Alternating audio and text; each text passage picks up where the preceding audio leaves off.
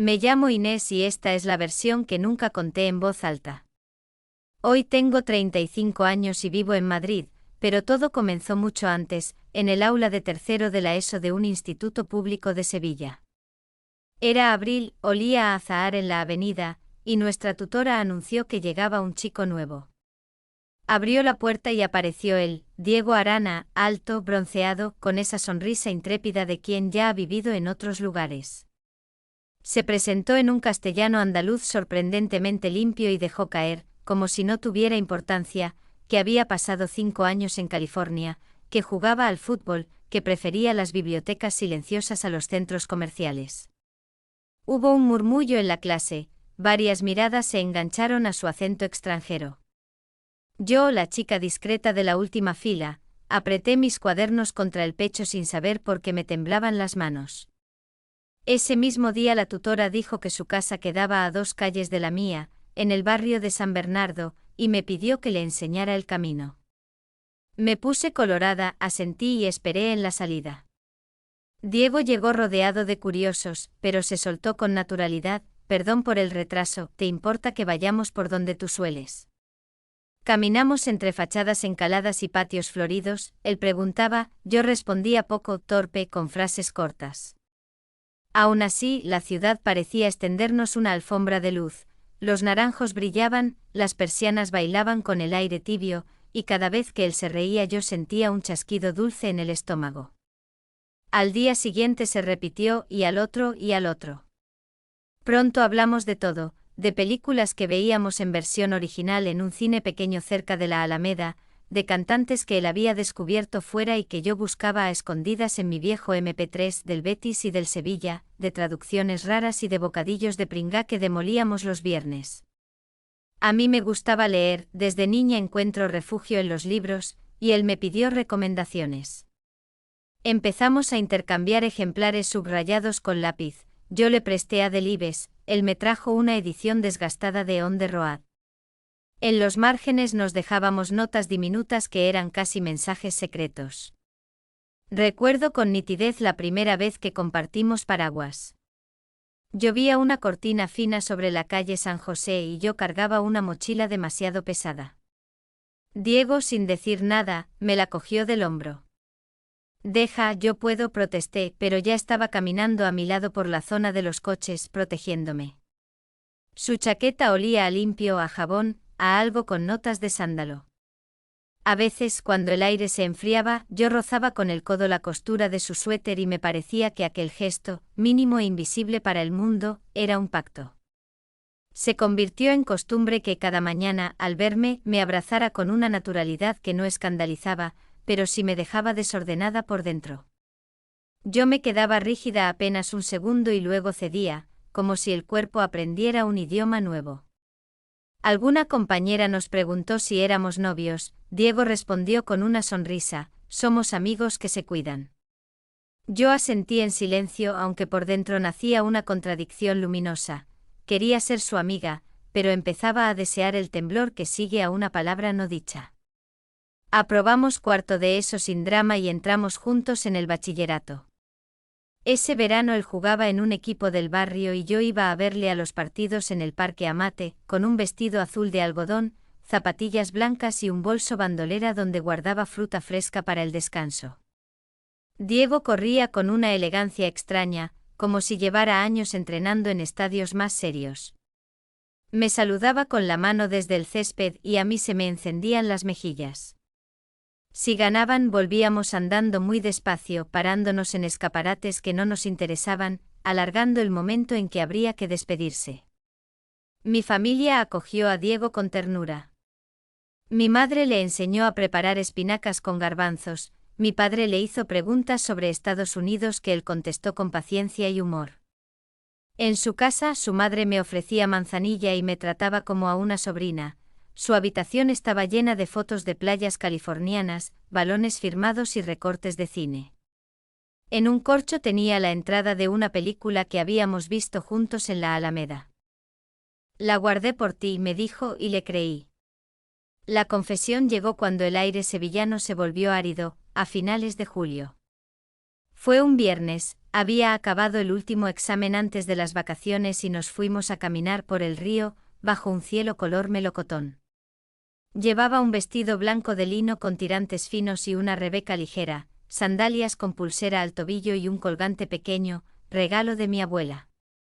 Me había dejado el pelo suelto y por primera vez, usé un perfume de vainilla con fondo cítrico que me rozaba la piel como si fuera música muy baja.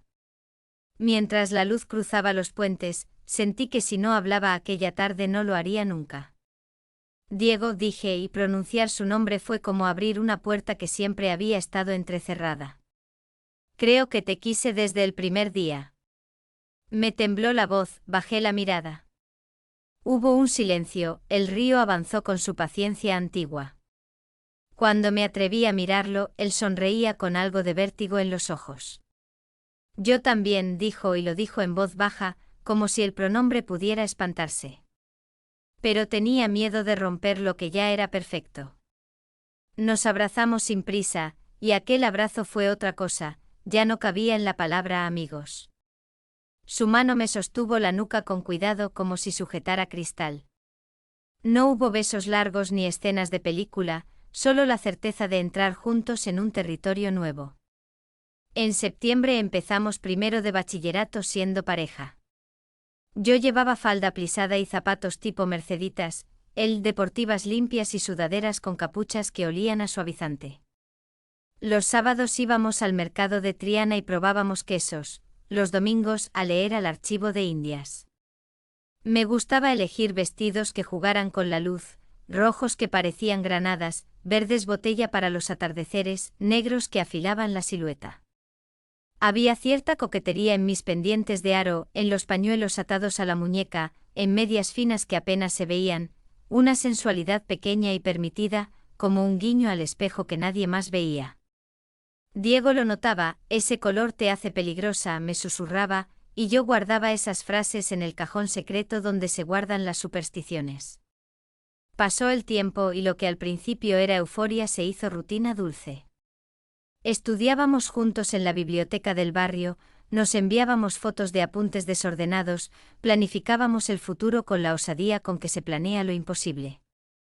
Juramos que si nos iba bien, estudiaríamos en la Universidad de Sevilla y alquilaríamos un piso pequeño con balcón. Yo pensaba en un ficus, una cafetera italiana y una lámpara de pie, él en libros, vinilos y una pizarra para colgar dedicatorias. El quiebro llegó en otoño del segundo curso. Un viernes de lluvia nos refugiamos en una cafetería de la calle Tetuán. Yo llevaba un vestido midi de punto color vino y botas altas, él traía el pelo alborotado por la humedad, una cazadora vaquera y la mirada rara. Pidió 2 cafés y antes de que llegaran, dijo, me han ofrecido una beca para Valencia. Arquitectura. Empieza en septiembre. Valencia. Un mapa se desdobló dentro de mí y se desgarró por el centro. ¿Y vas a aceptarla?, pregunté. Es una oportunidad seria. Y está el mar y el taller que siempre quise. Pero no quiero perderte. No sé cómo hacerlo sin que nos haga daño. Aquella noche caminé sola hasta casa, por calles mojadas en las que todo parecía duplicarse.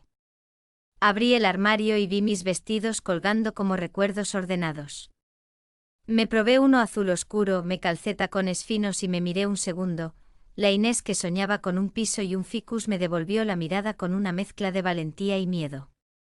En el teléfono su mensaje, si me dices que no, me quedo. Lo leí 3 veces, me senté en la cama y me abracé a mí misma para no contestar desde la urgencia.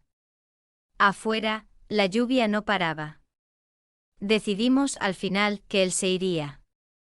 Que intentaríamos una distancia con llamadas, con visitas en AVE, con cartas perfumadas y entradas de cine. Que crecer era arriesgar también. Lo acompañé la mañana en que subió al tren. Llevaba yo un vestido sencillo de cuadros, gabardina beige, labios apenas rosados, él una mochila grande y la camiseta del equipo del barrio. En el andén nos abrazamos con una calma feroz. Como si el tiempo fuera una criatura a la que se puede domesticar con la voluntad. Cuando el tren partió, mi reflejo quedó un segundo suspendido en el cristal, una chica que parecía a punto de empezar otra vida. Los primeros meses nos sostuvimos con mensajes, llamadas tardías, fotografías de la Malvarrosa y de la Feria de Abril. Mi ropa cambió, blazers para la biblioteca, vestidos camiseros para tardes largas, medias con lunares minúsculos que eran humor privado. Aprendí a cocinar arroz al horno por videollamada, él aprendió a pedir caracoles en un bar de la lonja. Y aún así, a veces, entre las costuras, se colaba un hilo de inquietud. El teléfono vibraba más tarde, los silencios se hacían un poco más grandes. Empecé a escribir diarios que escondía en cajas de cartón, a sentir que la ciudad me quedaba inmensa y que el azahar dolía. Una noche de mayo, volviendo del estudio, vi un cartel de un ciclo de cine japonés en la Alameda y, sin pensarlo, compré 2 entradas. Guardé la segunda en la cartera, como si pudiera convocarlo. Al salir de la proyección, la luna hacía brillar las cúpulas, y yo me quedé un rato en la plaza, sintiendo que había llegado al borde de una curva que no sabía tomar. Entonces sonó el móvil. Su voz estaba al otro lado, más profunda. Inés, tengo que decirte algo. Me apoyé en una pared tibia, me temblaban las manos. Han alargado la beca. 1 año más. No quiero que esto nos rompa, pero no sé si puedo pedirte que esperes. Apreté la segunda entrada en el puño y supe, sin querer saberlo, que el mapa iba a cambiar otra vez. Pasó el verano siguiente como si alguien hubiera suspendido la ciudad en un silencio extraño. Sevilla ardía, las paredes temblaban con el calor, pero yo caminaba por las calles como si fuera una invitada temporal en mi propia vida. Empecé la universidad en Sevilla, Facultad de Comunicación. Elegí periodismo porque siempre he necesitado nombrar las cosas, incluso cuando duelen. Diego ya vivía en Valencia. Al principio nos veíamos cada 2 o 3 fines de semana. Yo viajaba en AVE con vestidos ligeros de verano, sandalias de hebillas finas, y dentro del bolso llevaba perfume y un libro para el trayecto. Cuando nos encontrábamos en la estación Joaquín Sorolla, nos abrazábamos con urgencia contenida, como si el mundo fuera a darnos una tregua corta. Pero la vida universitaria es voraz, horarios, trabajos, nuevas caras, profesores, becas, talleres. Un día nos dimos cuenta de algo terrible y simple, nos hablábamos menos. Diego se había integrado en su facultad, en talleres, en proyectos. Yo también. Había un grupo de compañeros que me acompañaban siempre a la biblioteca del rectorado. Uno de ellos, Marcos, era 2 años mayor, inteligente y muy amable. Yo le caía bien. Lo veía. A veces me daba cuenta que él notaba los pendientes nuevos o si cambiaba el color del esmalte. Esas pequeñas atenciones que Diego ya no registraba. En diciembre hubo una cena universitaria. Yo llevé un vestido negro midi, escote en V moderado, pero elegante, medias transparentes y tacones de aguja. Me hice un moño extraño, no perfecto, intencionalmente desordenado. Marcos no me quitó los ojos de encima. Pero yo no estaba disponible emocionalmente. Seguía esperando a Diego. A las 2:17 él me llamó desde Valencia, ebrio, riendo con amigos que no conocía. Yo estaba sentada sola en un banco fuera del local. Sentí como si un trozo de dentro se desprendiera y cayera lento. ¿Por qué ya no me llamas como antes? Le pregunté sin gritar, sin acusar. Diego se quedó callado unos segundos. No sé, es que la vida es distinta ahora. Las palabras eran suaves, pero el filo era afilado. En marzo pasó lo inevitable, dejamos de vernos cada mes. Luego cada 2. Luego cada 3. Luego una vez cada semestre. Y un día simplemente dejamos de planear nada. La relación no terminó por una pelea, ni por una traición concreta. Murió como mueren los silencios, sin ruido. Durante el último curso de carrera conocí a Javier. Era fotógrafo freelance. Tenía una galería pequeña cerca de la Alfalfa. Él tenía paciencia para escuchar. Y tenía una mirada precisa, como si pudiera identificar interiores a través del hombro desnudo de una persona. Con él yo volví a sentirme observada en el sentido bueno. Me invitó a su estudio una tarde de mayo. Fui con un vestido blanco liso, lino puro, caída suave. Sandalias de tiras muy finas, casi invisibles. Brazaletes en oro rosa. No pasó nada explícito. Pero hubo tensión. Él me pidió posar para un proyecto conceptual, retratos de mujeres con luz natural, mostrando gestos, no cuerpos. Miradas. Microexpresiones. Vulnerabilidad elegante. Todo absolutamente artístico. Yo dije que sí. Él me peinó un mechón rebelde detrás de la oreja con la yema de 2 dedos. Ese roce fue eléctrico. Ese día sentí algo que llevaba años dormido, la certeza incómoda de que el deseo cambia de dueño sin pedir permiso. Diego volvió a España definitivamente un año después. Trabajaría en Madrid. Me escribió un mensaje corto. Inés, estaré en la capital. Si quieres, podemos ponernos al día. Yo ya vivía allí, empezando mi primer empleo en una agencia pequeña cerca de Atocha. Dije que sí. Nos vimos cerca del Thyssen en una terraza íntima. Él estaba más adulto, más serio, con barba recortada y camisa blanca un poco abierta en el cuello. Me miró así como antes, como si aún supiera leerme. No hablamos del pasado. Solo nos quedamos un buen rato en silencio, mirando a la gente pasar, sin presión. Cuando él tocó mi mano sobre la mesa, fue como si alguien hubiera abierto una puerta antigua que yo creía cerrada para siempre. Y ese fue el principio de algo que aún no tenía nombre. Volvimos a vernos varias veces. Nada explícito. Solo cafés, paseos por el Retiro, conversaciones largas en lavapiés.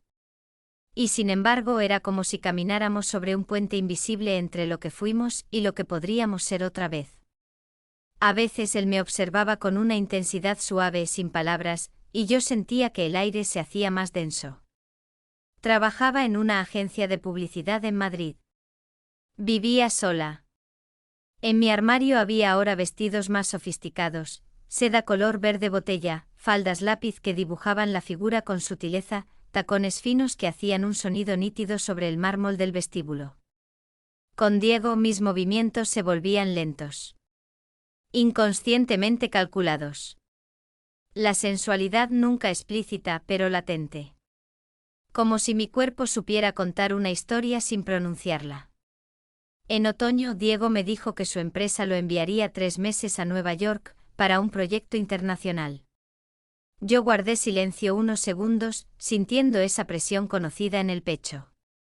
Él lo sintió. Me vio temblar un poco la mandíbula y se acercó solo 1 milímetro más. No quiero que esta vez el océano nos destruya, dijo. No supe qué responder. Días después, hubo una cena de agencia. Yo fui con un vestido rojo pasión, pero elegante, tejido grueso, midi, hombros estructurados, tacón alto negro y labios a juego. Un look diseñado para impactar, pero sin vulgaridad.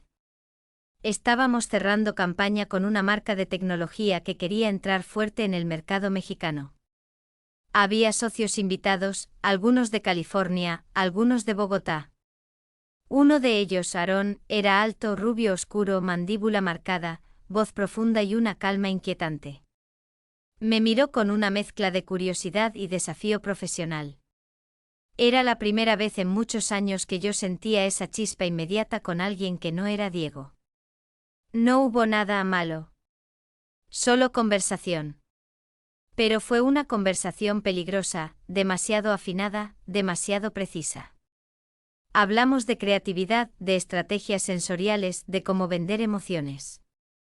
Él tenía una forma de mirar que evaluaba cada gesto. Decepcionante y fascinante a la vez. Cuando me despedí, dijo en voz muy baja con acento gringo. Nunca había visto a una española manejar tan bien la elegancia roja. Yo sonreí sin mirarlo de frente y me marché antes de que la frase se clavara más. Esa noche al llegar a casa, me quité el vestido lentamente frente al espejo. Lo colgué en su percha.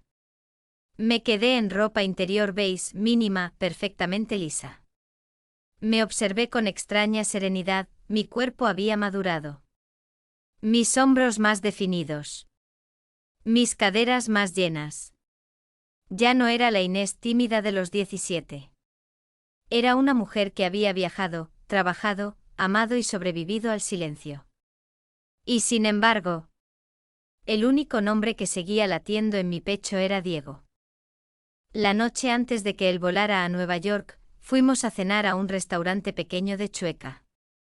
Yo llevaba un vestido negro satinado, sin escote profundo pero con espalda ligeramente descubierta, tacón medio y un collar delicado de eslabones finos. Caminamos después por calles estrechas. Él se detuvo frente a mí, tomó aire. Inés, cuando vuelva, quiero que construyamos algo serio. Sin huidas, sin pausas. Yo asentí. Una parte de mí quería eso con desesperación. Otra parte temía la repetición del pasado. La despedida fue larga, silenciosa, pegada al corazón. Un abrazo que duró segundos interminables. No hubo palabras rotas. Solo esa frase que él susurró casi sin voz. Vuelve a esperarme. Las primeras semanas de su ausencia fueron intensas en el trabajo. Campaña, clientes, reuniones. Aarón volvió a Madrid para cerrar la propuesta para el mercado mexicano. Se volvió más cercano. Más directo. Trajo un aire extranjero peligroso, mezcla de seguridad y misterio. Un fetiche cultural suave, nada explícito, pero cargado de cierta magnetización. Yo sabía que estaba entrando en una zona gris. En las reuniones, Aarón me miraba como si midiera la temperatura exacta de mi autocontrol. Y yo, veces me descubría respondiéndole con miradas igual de precisas. No era deseo físico crudo. Era una tensión psicológica, casi intelectual. Y esa tensión, en ocasiones, es más peligrosa que cualquier contacto. Una tarde salimos del edificio casi al mismo tiempo. Llovía una lluvia fina, persistente. Aarón abrió su paraguas grande y negro y sin preguntar, me ofreció un sitio debajo. Caminamos juntos hacia la estación. Nadie dijo una palabra. Yo podía oír el sonido de nuestras respiraciones bajo la cúpula del paraguas. Y ahí, en ese silencio cargado de electricidad, sentí que el mundo se bifurcaba otra vez. Dos caminos posibles. Y ninguno era seguro. Al principio no pasó nada. Literalmente nada. Solo cafés corporativos, reuniones, correos, presentaciones. Aarón nunca fue irrespetuoso. Pero cada palabra que decía tenía el filo muy controlado, como si supiera medir dónde estaba mi límite, y dónde podría romperse. Una tarde de viernes, la agencia pagó un after work en un bar discreto de Malasaña. Yo llevaba un vestido midi beige con cuello alto y botas de tacón fino, pelo suelto con ondas muy suaves, joyas mínimas. Sabía que iba a haber clientes, sabía que íbamos a estar en un ambiente mixto, así que opté por una elegancia contenida, casi neutral, como una armadura. Aarón llegó tarde. Traía camisa azul marino, relojes caros, mirada precisa. Se sentó frente a mí. Sonrió sin invadir. ¿Diego sigue fuera? Sí. Respondí seca. Vuelve el mes que viene. Él hizo un gesto casi imperceptible. Como quien comprende un mapa emocional sin que se lo expliquen. No subestimes el poder de la soledad compartida, dijo únicamente. Yo bebí un sorbo de vino y fingí no entender. Pero sí entendí. Demasiado. Esa noche, volviendo a casa, entró un mensaje de Diego. Inés, encontré un piso para cuando vuelva. Con terraza. Para ti, para mí, para que empecemos de verdad. Tengo miedo, pero lo deseo. Me quedé mirando la pantalla mucho rato.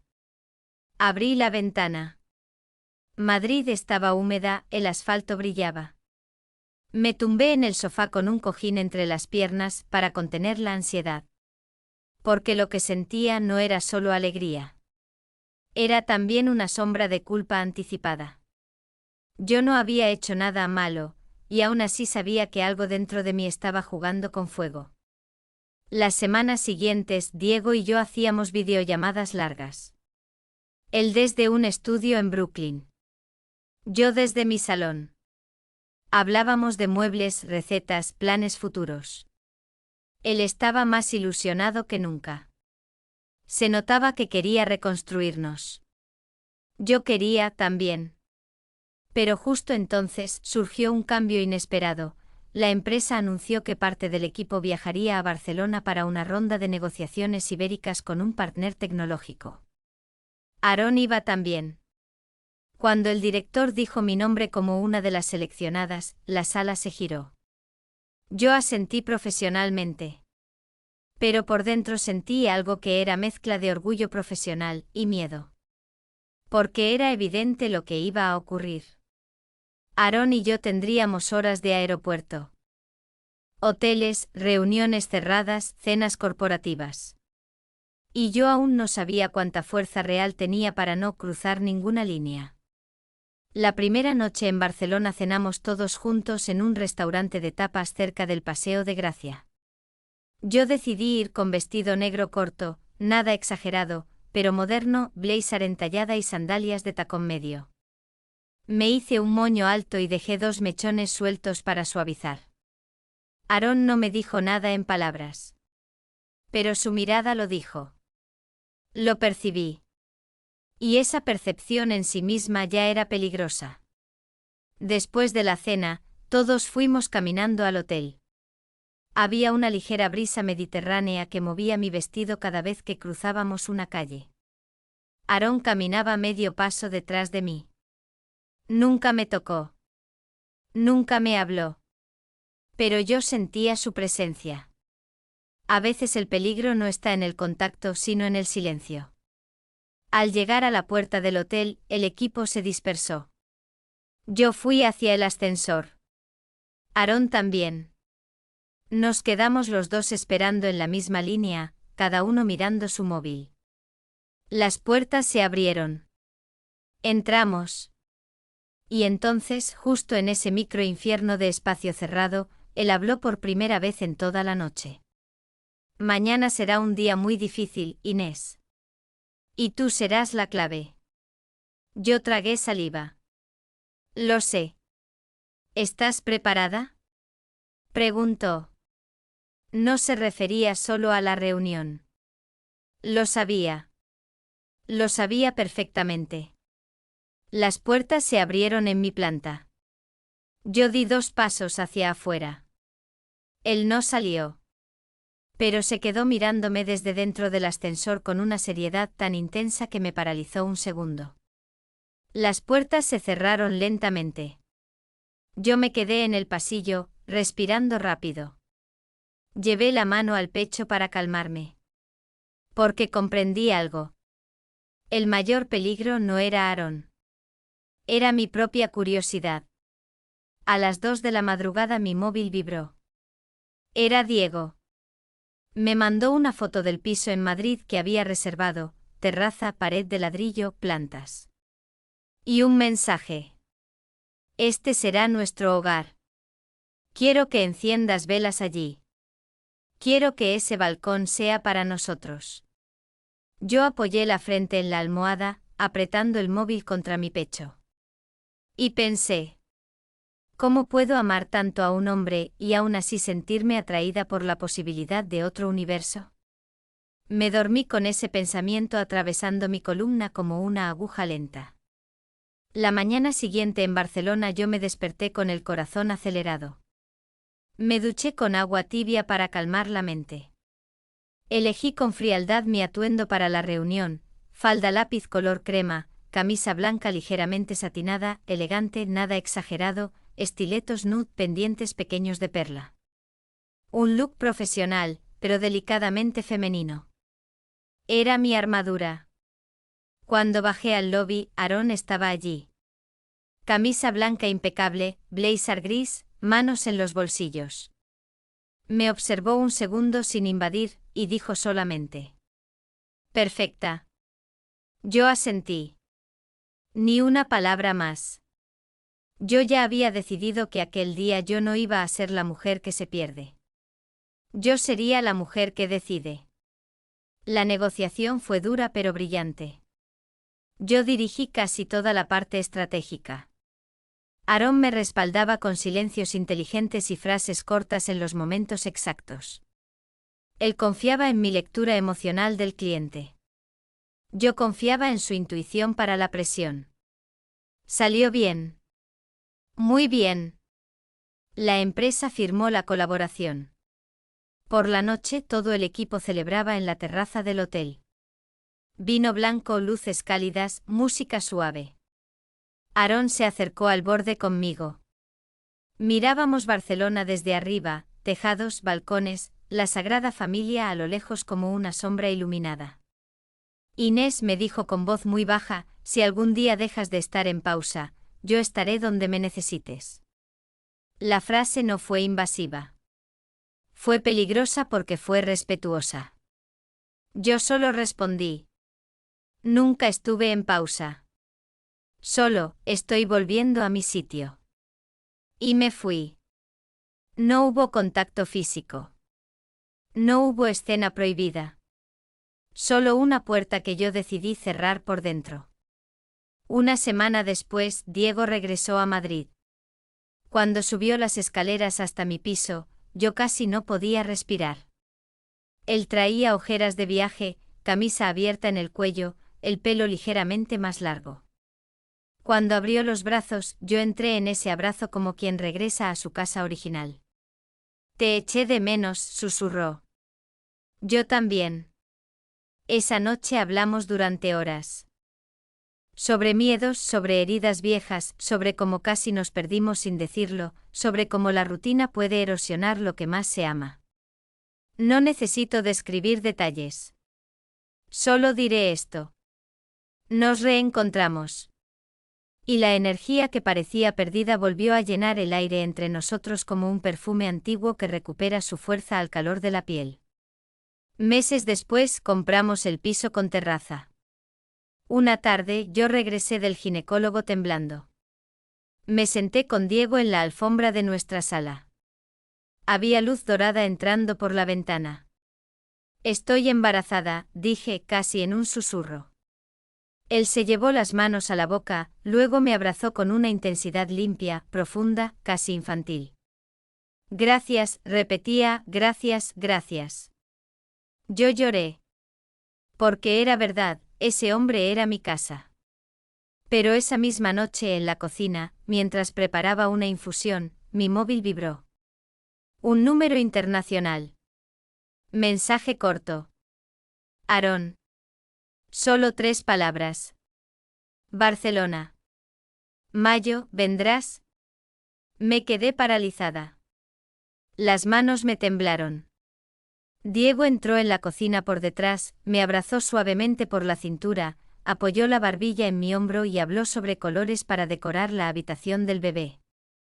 Yo sonreí como si nada.